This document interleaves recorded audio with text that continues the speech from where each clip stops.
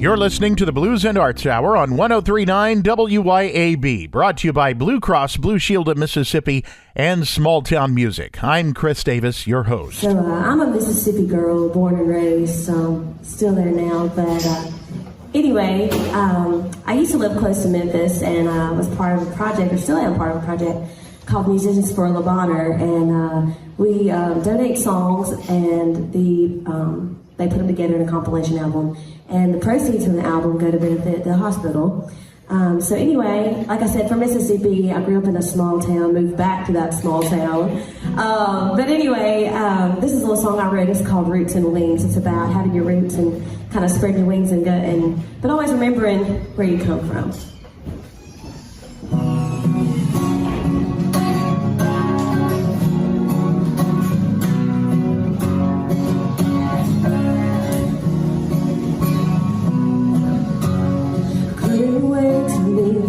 Little town. When I said goodbye, I didn't turn around. Flew away like a free bird. Not too far north of Philadelphia, Mississippi, is a place called Louisville. It's where highways 14, 15, and 25 meet. It's the home of Grammy-winning musician Carl Jackson. It's home to the historic Strand Theater. The Big Red Fire Museum is also located in Louisville, one of the world's finest collections of Big Red fire engines. And Louisville is the hometown and part of the inspiration for musician Jodie Ross. You've probably seen that name on some posters in the Jackson metro area. She plays here quite often. She also writes her own stuff, and she's today's guest on the Blues and Arts Hour, right here on 103.9 WYAB. Have roots, you can it takes road to get you through the in-between. Sometimes the hard roads lead you home. Sometimes they lead to beautiful things. Thank you, Lord, for these roots and wings. For these roots and wings. People who write songs, they generally have kind of a rich background to some degree. You know, Mississippi produces some of the best songwriters that there are. So let's talk about your early years. How did you get into music? How did you come to the understanding that you were going to be a musician? Well, I feel like most people in the South and Mississippi in particular, I started singing and playing in church when I was young, and then of course, got into the band program in school and did color guard, did, an instrument, was drum major my junior and senior year of school. And then whenever I was trying to decide a major, I really kind of was leaning towards the medical field just because that just kind of seemed what everybody else was doing. And although, science and the chemistries and all those things didn't really fit me, I was like, oh, well, that's, job security. So let's go with that. And then I happened across music therapy, and I was like, oh, well, I love doing music. And I also was a dancer growing up. And so I really wanted to be able to keep that creative side. So I came across music therapy and I was like, oh, that might be a really good fit. I'll be able to help people, and I'll be able to use something that I love, music, to do that. So I went to the W and majored in music therapy and worked as a music therapist for several years. And anyway, so just all of those stepping stones to lead to, I turned 30 a couple of years ago. And when I turned 30, I kind of hit that point in my life where I was like, playing live, writing songs is something that's always interested me. I'm not getting younger, so let's just do it. And we lived in Senatobia at the time, up in North Mississippi, close to Memphis, and there was a coffee shop who did an open mic, and so I went and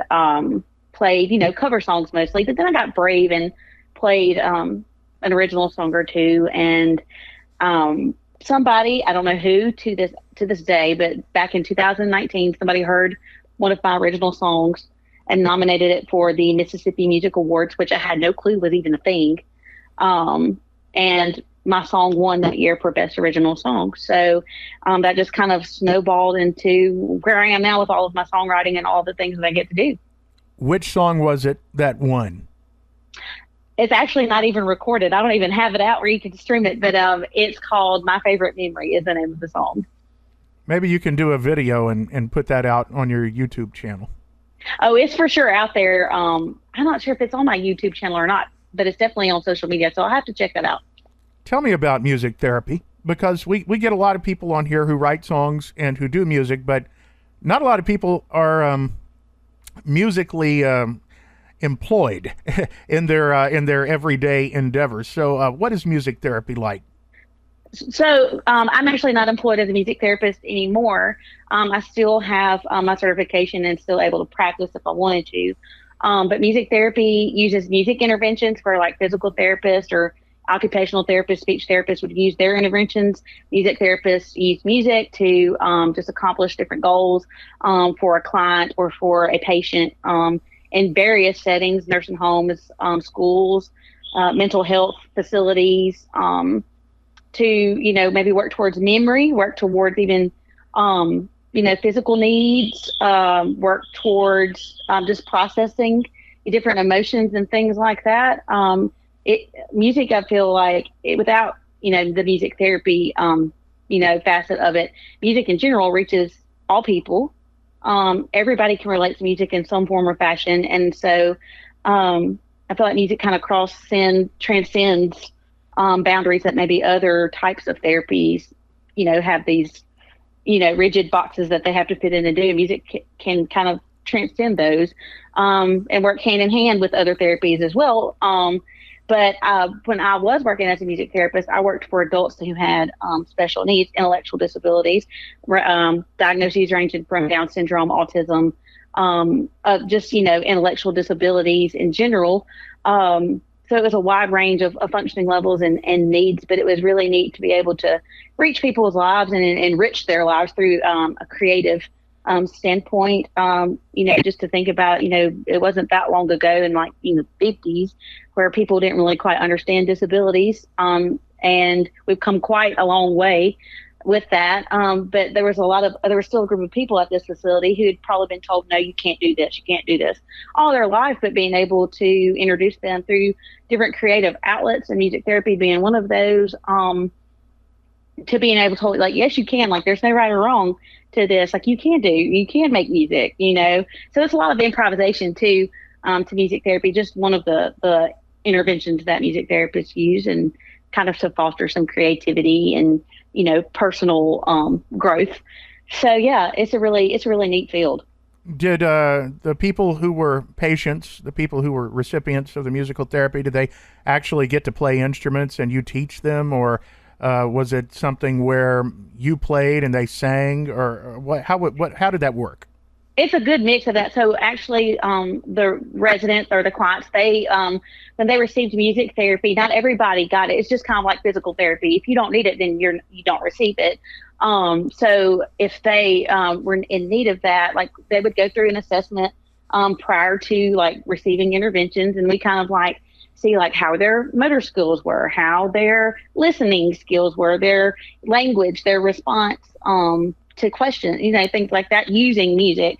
But you use a mix of instrument playing or singing, just kind of whatever best fit the client. And, you know, obviously if that client was not as verbal, you may not do singing, you may do more instrument playing. Or if the client was really into singing or was functioning enough to maybe even songwrite, kind of foster some of those feelings through like actually writing something.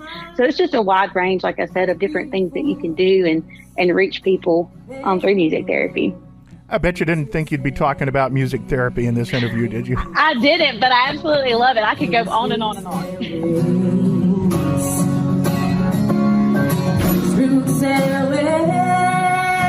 Coming up, Jodie Ross's passions take her to songwriting contests and recording studios. You're listening to the Blues and Arts Hour on 103.9 WYAB.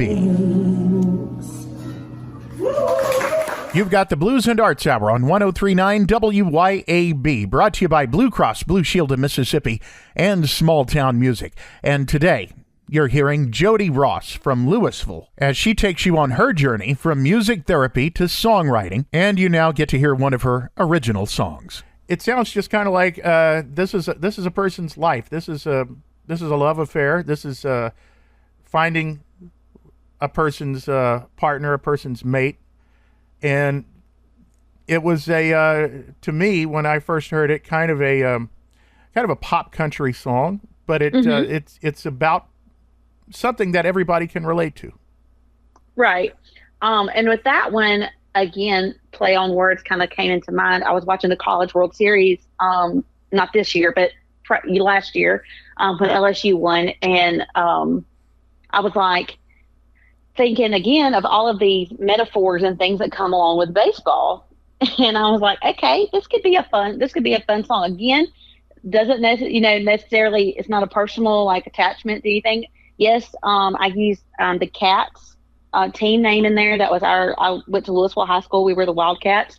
So, I wanted to keep that kind of like connection and make it kind of personable. When I was 16, I did date a baseball player, and his number was 14. So that was kind of another like little personal connection in there too. But it just kind of was like using, like, again, all these metaphors and things like people, from baseball out of left field, just kind of swinging for the fences, those things, and putting it all together to be this song. So, and that's what songwriters do. You take an image, or you take something that and craft it into a story. Yep, and it's a lot of fun to do that.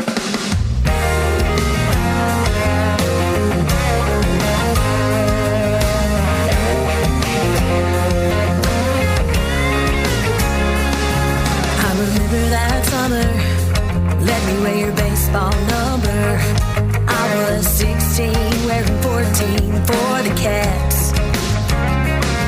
Knocked it out of the park when you kissed me in the dark. My heart wasn't ready for all that. You came out of left field, but what we had felt right. Swinging for the fences, didn't need 3 strikes. Hit it right on the bat, in a league on our own. We covered all our bases, then we brought it all home.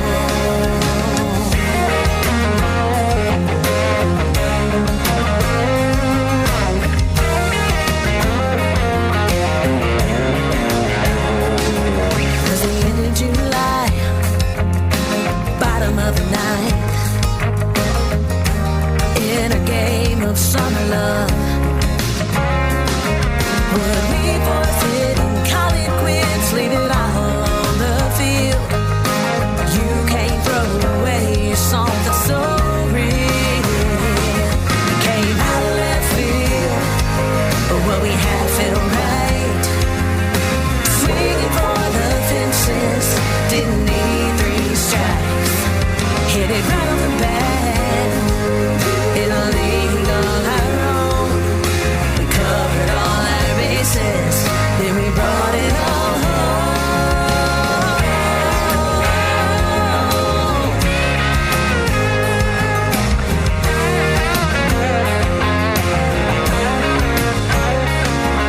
I ain't ashamed to say it, you were doing more than stealing bases.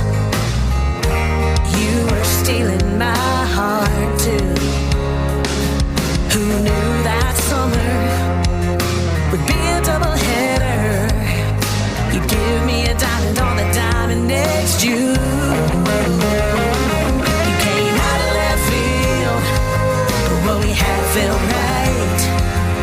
Swinging for the fences, didn't need 3 strikes. Hit it right off the bat, in a league on our own. We covered all our bases, then we brought it all home. We covered all our bases and brought it all home. And I think, just going through the process with that one, I had help with he's originally from Mississippi. He's in Nashville now. Brian Austin Cuevas, I think that's how you say his last name. He was Clint Black's guitar player, but he does a little bit of this recording and thing on the side.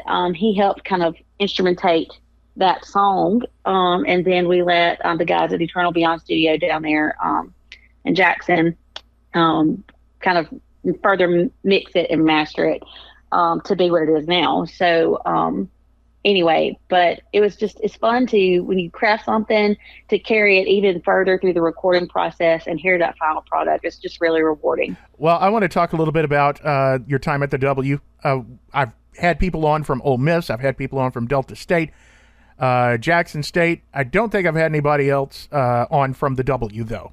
So was the W, did it play a part in your musical life besides learning musical therapy? For sure.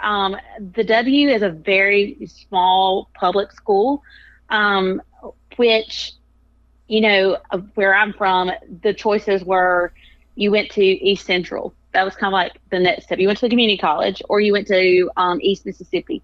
And if you didn't go to junior college, you went to State or Ole Miss. Most people went to State because Starkville is just 30 minutes north of us.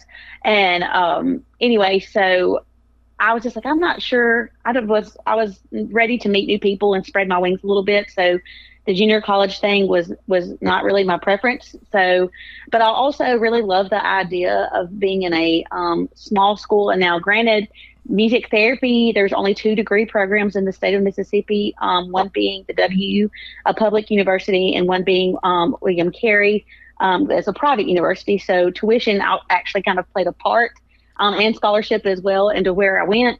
And the W was a little bit closer to home also. So anyway, but it was a small school. Actually, I think like there were times where it was maybe me and 2 other people that were students in my class, especially in my music classes, just because we were so small, even like music therapy specifically, because there's also music ed. There was theater, there was voice, there's other music degree programs, but music therapy in general was very small. So I appreciated being known as a name and not a number. And we had relationships built with our professors that were probably a lot different than these public or larger public universities. But yeah, I think one of my professors, I cannot remember, gosh, it was way on down the line, but he connected us through his professors and instructors and things that he had when learning music. He connected us all the way back to Beethoven. And I thought that was like the absolute coolest thing. He's like, so your lineage, like your music lineage leads you all the way back to Beethoven. I was like, that's pretty dang cool. We got some opportunities to go sing at Carnegie Hall with our choir, in New York City. One end of the school year, it was back, I think, in like early May that year. And that was really a neat opportunity. So lots of different opportunities like that that I had in college that really just kind of shaped me musically, or I don't know, just kind of a once in a lifetime, opportunity. You seem to have a pretty good range. Are you a contralto or alto? When I started it, I was labeled a soprano, and my choir instructor was like, have you ever sang alto? And I said, no, I've never sang alto. I've always just done soprano because I had a really tough time hearing the alto. But she was an alto, and she's like, I really think you can do this. So she put me on alto, and I've never looked back. Forget singing soprano. It's never soprano. It's always alto or contralto, because I can kind of hit some of those tenor notes too. I can get pretty low. Yeah, I mean, some of the songs that I've heard, I heard some.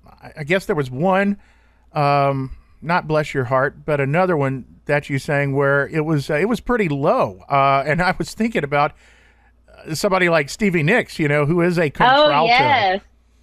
When I heard that, it's funny you bring her up, because she is like one of my influences. Like even for songwriting and just stylistically, I love me some Stevie.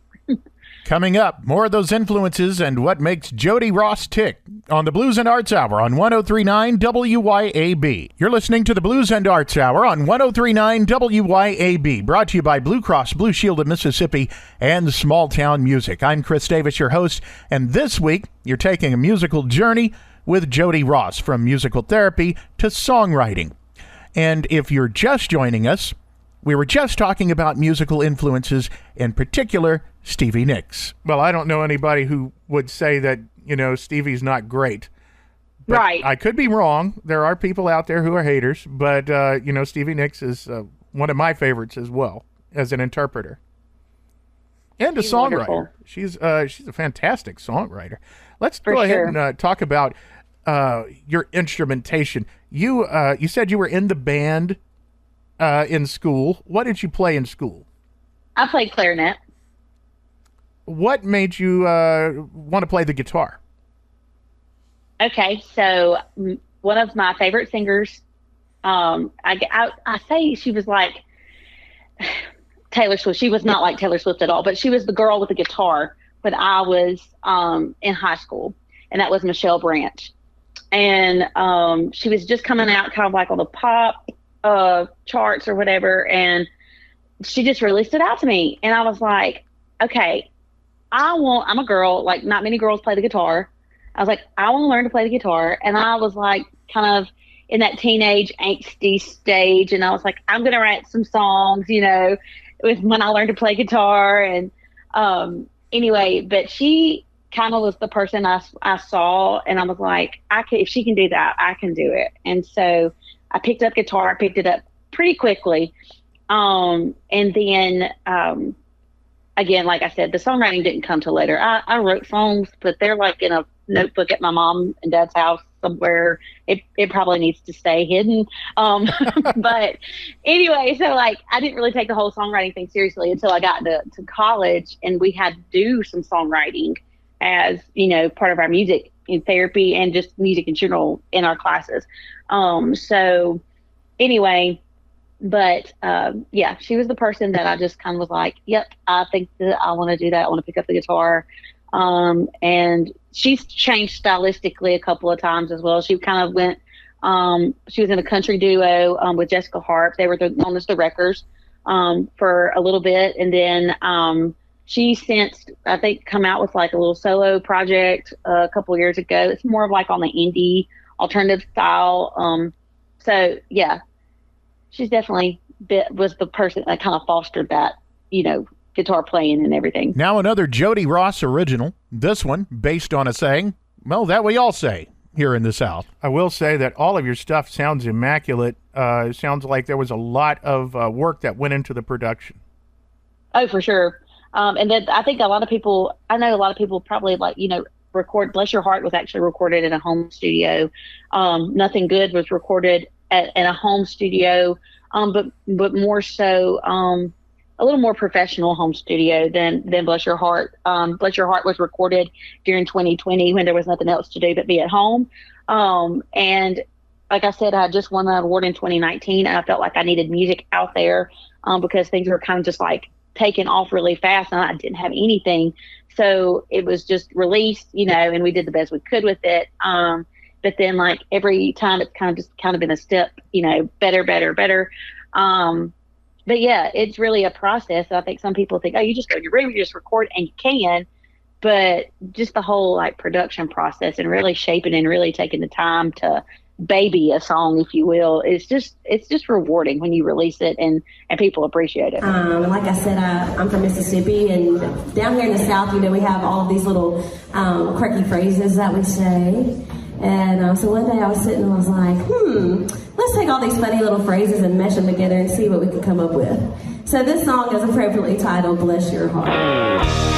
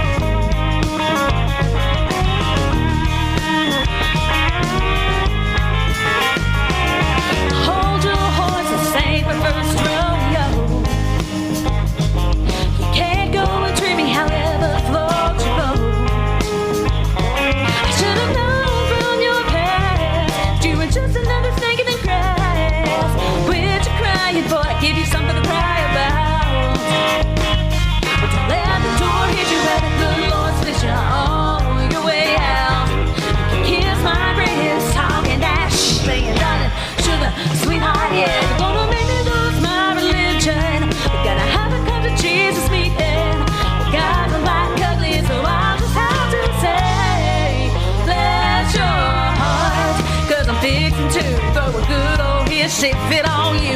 Pins and heel, did you make me feel? I must confess, you got me feeling like a hot mess. I'm so over this.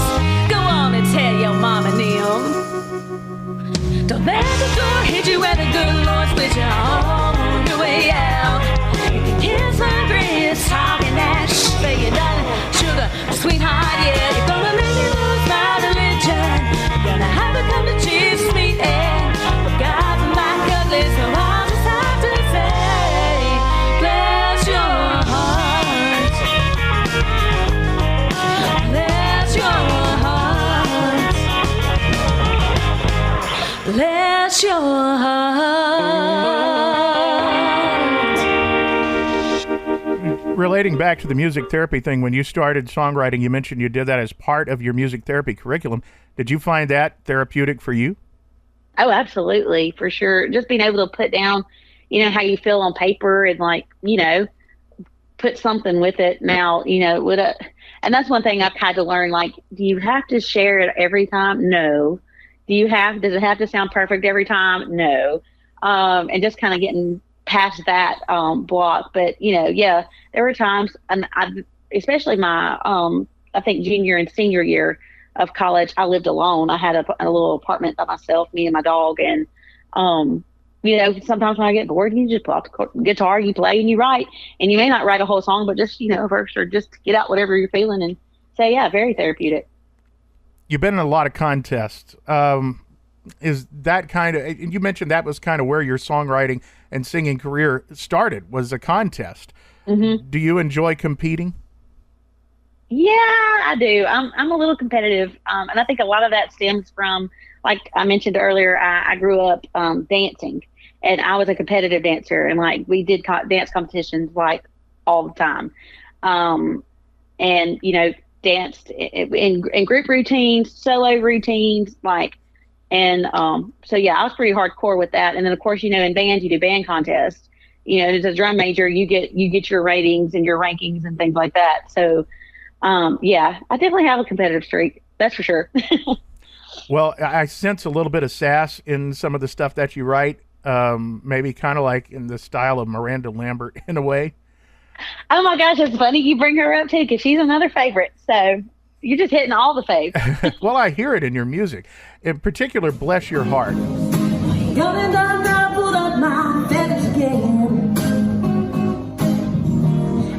mad and it all went in. You say you're sorry till the cows come home. Time with your apologies, leave me alone. Barking up the wrong tree, mess with me.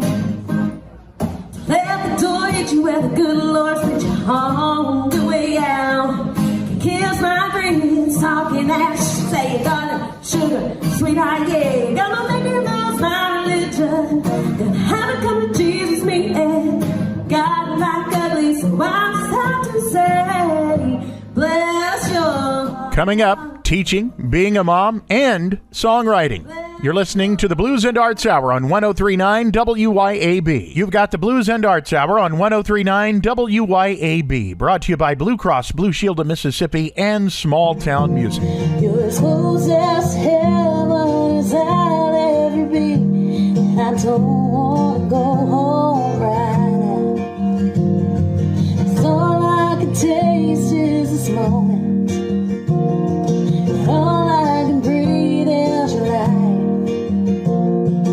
Sooner or later it's over. I just don't want to miss you tonight. You might see Jodie Ross out around town playing cover gigs. And I don't want the world to see it, 'cause I don't think that they'd understand. When everything's meant to be broken, I just want you to know why. I just want you to know why. But what Jodie Ross of Louisville really likes to do is play her own original songs. Well, tell me about Nothing Good. Nothing Good. Honestly, that one has kind of been like a blur, because people like Bless Your Heart. People do love Nothing Good. but then like the newest is, we brought it all home. So I feel like Nothing Good has become the middle child. People are kind of like, oh, do you have that song too? But anyway, it was one, I couldn't go to sleep one night. I think the opening line was like, it's 4 a.m. I'm staring at the ceiling. It was not at 4 a.m. I was not up up those wee hours in the morning. My son asked me, he was like, Mom, were you really awake? I was like, no, but I was up late that night and I couldn't fall asleep. And I just was thinking, I'm a very nostalgic person, thinking about past times and things like that. And it just kind of shaped into this song. For the longest time, I don't anymore, but for the longest time, there's a line in the second song that says, your t-shirt still folded in my dresser drawer. This guy that I dated in high school, like till probably 5-ish years ago, I still had his t-shirt folded up in my dresser drawer. Uh-oh. I mean, like, it was a great t-shirt. It was soft. I loved the way it felt. Like, yeah, that's the only reason why I kept it. But anyway, so that kind of like spurred the line for that verse or whatever. And so again, just kind of pieced together different nostalgic pieces from my life and shaped it into a song.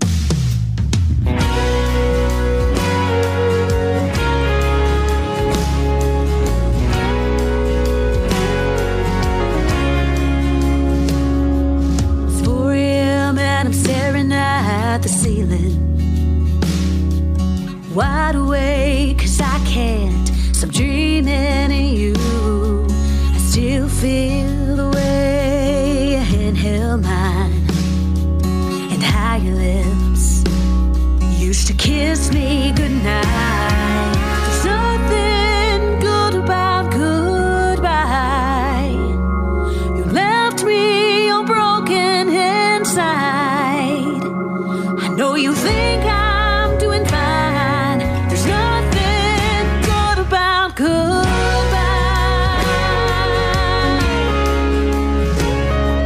Your t-shirt still folded in my dresser drawer. Still smell that cologne that you always wore. Our picture still framed on my nightstand. The one from the night you said you put a ring on my hand. There's nothing good about goodbye. You left me all broken inside. I know you think I'm doing fine. There's nothing good. Time is a healer, but time is a stealer. It took you way too soon. And here I am, still trying to get over you.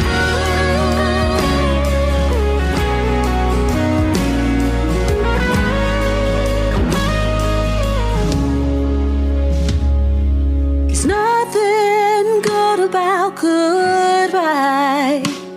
As I ran after you and you pulled out the time,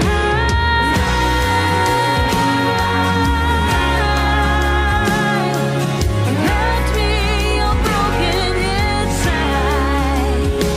I know you think I'm doing fine. There's nothing good about goodbye. I'll lie and say I'm fine, but there's nothing good about goodbye.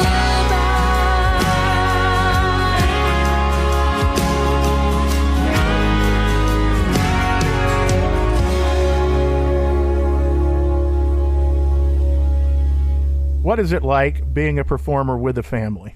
Whew, I'm gonna tell you what, it's a balance, and thankfully I have a really great support system,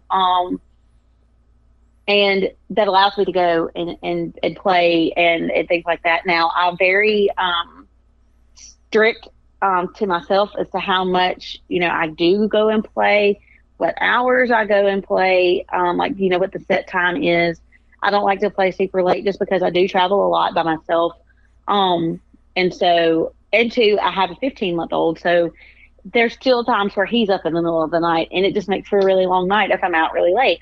And but I try to not overbook myself. Like if I play on a Thursday night, I might play on a Saturday night. Or I may play Friday, Saturday, but then the next weekend I may not have any gigs, just because like I love music, but again, you can burn yourself out, and being a mom, and then like I'm a school teacher also, so right now, yeah, it's great. I can just go whenever, pretty much, and go play. It doesn't matter what day of the week it is, but like during the school year, Thursday nights are pretty much out unless it's local.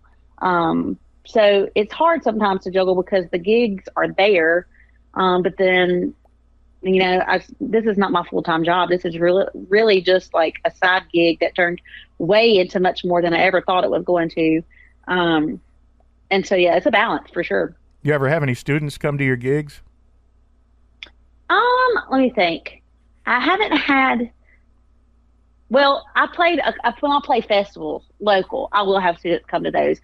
Most of the time when I play, it's not necessarily. There is one local place that'll play like right in town, and it's usually like a Thursday night. So if it's school, it's a school night, or there's baseball, you know, or whatever other things going on, extracurriculars going on. So occasionally, but not very often. I have a lot of like family. Like when I come down to Jackson, I have some family that live in the Brandon, Madison area, and so they like to come out and hear me sing. So I will have family every now and then come to my gigs, and that's fun.